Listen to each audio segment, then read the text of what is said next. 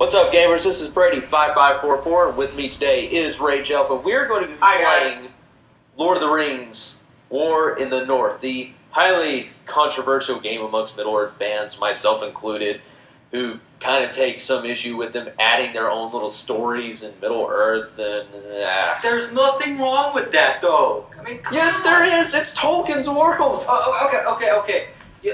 You never complained when other people did it to Star Wars? Because George Lucas said at one point, I want this to be a world where everybody can build and where you can have bad stories. You can mess up sometimes. That only adds to the diversity and the interest of it. Good stories and bad stories.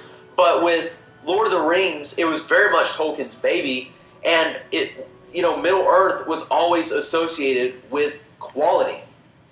And to make cheap stories like this, cheap cash-in stories like this, which ironically enough we're going to play now. This isn't really a cash-in. I mean, this yes, is actually... It's a complete cash-in. This is one of the better Lord of the Rings games. Video game tie-ins are cash-ins in general. Okay. The only good Lord of the Rings games were the ones... Actually, believe it or not, the movie tie-ins were the best ones.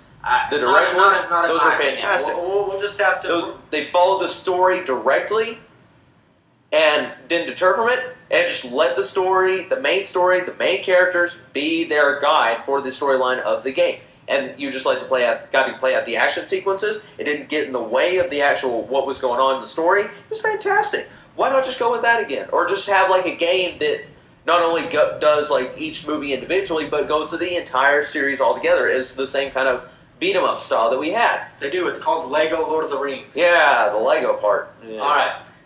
We'll get started here. I'm going to use D&D as a defense here. I mean, you have this world. I mean, why not expand on it? There's plenty of room to write your own universes and everything. But, in some people's opinion, I guess don't mess with the original. We'll let you guys decide. Right now, this is Lord of the Rings, War in the North. And I call farm. All right. I'm going to play...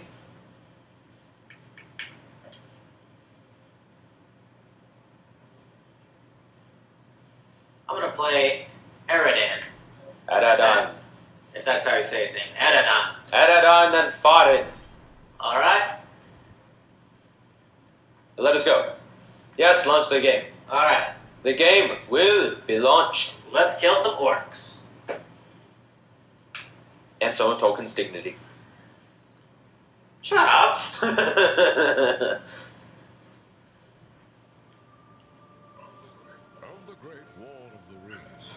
Oh yeah, because that sounds like Ian McKellen and what he would say. The names of heroes like Gandalf the Grey, Aragorn the King, and Frodo the Ringbearer are greatly revered. And rightly so. Yes, we've seen the movies, thank you. Yeah, another point. There's other people fighting other battles during the time of this great crusade quest that Frodo's going on. Yes. Why not tell some of the other people's stories? Or why not just translate from the appendices? There are some battles, there are some events that are described in this, none of them involving an elf, a man, and a dwarf, just happen to going into the same prancing pony as the heroes did, only just a few steps behind. Conveniently enough, just like that Third Age game that came out, which also baloneyed another set of heroes. Exactly. This is kind of like a D&D scenario. I mean, you don't have to even include it as... Except it's a ripoff. You don't have to include it in the actual mythology. You can just accept it as a standalone and just enjoy the ride. Or you can just say, this is a crappy-ass game that we're just going to play because we're going to get more viewers this way. And because I like Middle-earth in general, like to play around with it. But definitely don't think it's been correctly represented in video games yet. Well, I think the closest was Lord of the Rings Online. Alright, well here's a fact. Fantasy and sci-fi are my favorite genres of film. No, we'll second that.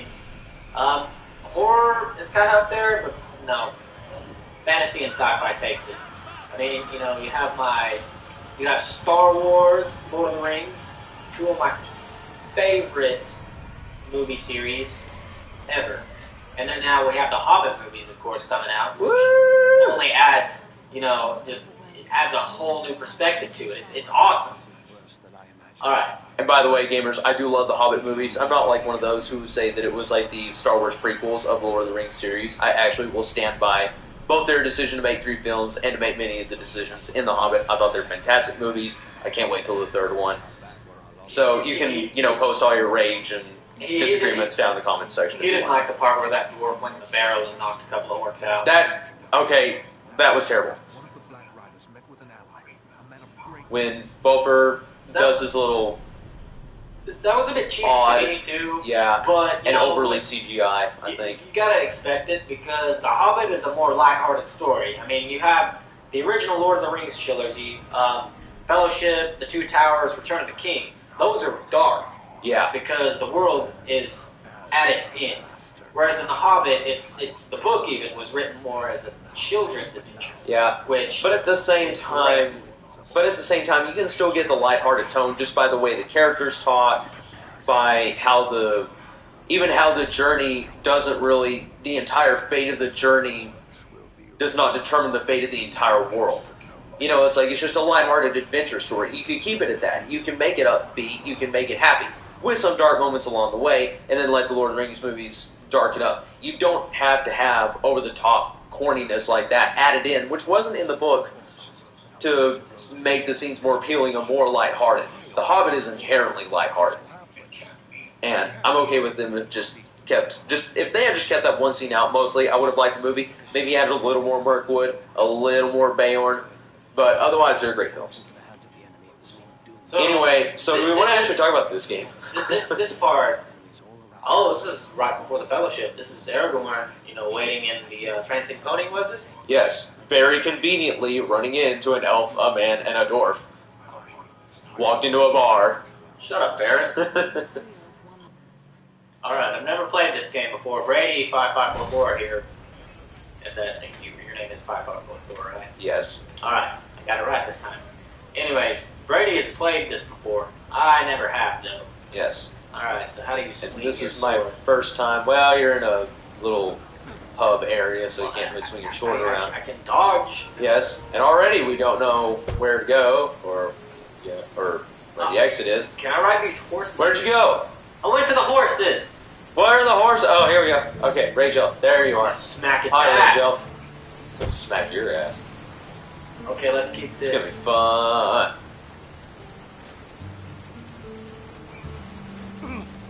Okay, I can So block. that does that. I can do everything but attack. So this is definitely the first time I played this in co-op mode. We have to go to a city. I don't know where we're going. Let's just start walking. Oh, and by the way, folks, another problem that I have with this is that even though it's an RPG, it plays more like a beat-em-up. There's a definite path, there are levels to it and stuff. There's some customization, but you can probably get through most of the game without it. Which is why I personally, even though it really does stray from the mythology of the Lord of the Rings in probably the worst way imaginable, still looking forward to it, to Middle-earth Shadows of Mordor, because it looks like some great gameplay, great opportunity to play around in that world, and you get to interact with those characters, and it's got a very deep RPG system with some open world elements, which I've always wanted to see in an open world Middle-earth game. So definitely excited about this. We came to provide a distraction for Aragorn, and what better way to do that Hey, than RageElf, walking in the let's go. front door? Let's be about it. Wait, can we go this way? No, we can go this way. Where? Where I am. To me! Okay, that's how you swing your... And I will swing, and swing, and swing, and swing, and swing, and kill. And is there one attack? Yeah, square. And, yeah, square. And then there's a finishing move. Heavy is triangle. Whenever the little arrow thing above their heads turns yellow, you can do a finishing move with triangle. That, like that. And a lot of times it'll cut off their heads and stuff. This is the first M-rated Middle-earth game. That'd be hard. So, the And class I complicated. am is Ranger. Oops, some loot. It's trick! Here we go. Here we go. Man, I'm killing these things with this little dagger. Why are you wielding a dagger? Because it's actually more powerful than the axe. Really? Yeah. I have to do 2 critical hits to kill him now, but the critical hits come much faster.